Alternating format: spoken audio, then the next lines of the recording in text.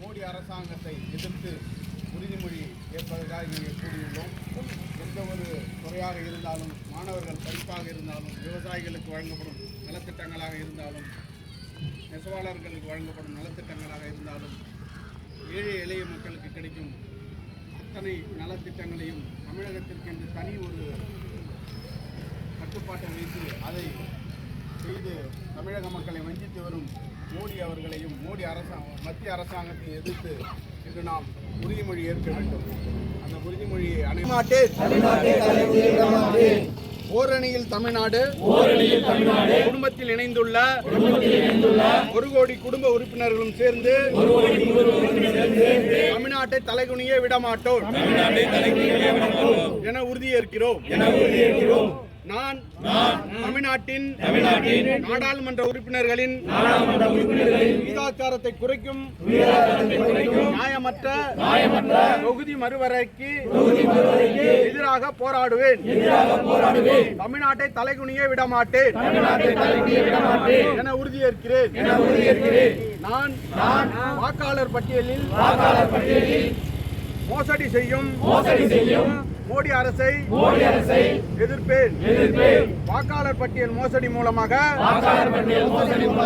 தமிழ்நாட்டு மக்களின் வாக்குரிமையை பறிக்கும் SIRக்கு எதிராக நிற்பேன். தமிழ்நாட்டை தலைகுனிய விடமாட்டேன். தமிழ்நாட்டை தலைகுனிய விடமாட்டேன் என உறுதியேற்கிறேன். நான் நீட்டு மற்றும் இளைஞர்களை முடக்கும் எந்த ஒரு திட்டத்தையும் எதிர்த்து நிற்பேன். நம் மாணவர்களுக்கு உரிய கல்வி நிதிக்காக போராடுவேன். ஒருபோதும் தமிழ்நாட்டை தலைகுனிய விடமாட்டேன் என உறுதியேற்கிறேன். நான் தமிழ் மொழி பண்பாடு மற்றும் பெருமைக்கு எதிராக எந்த ஒரு பாகுபாட்டையும் எதிர்த்து போராடுவேன்.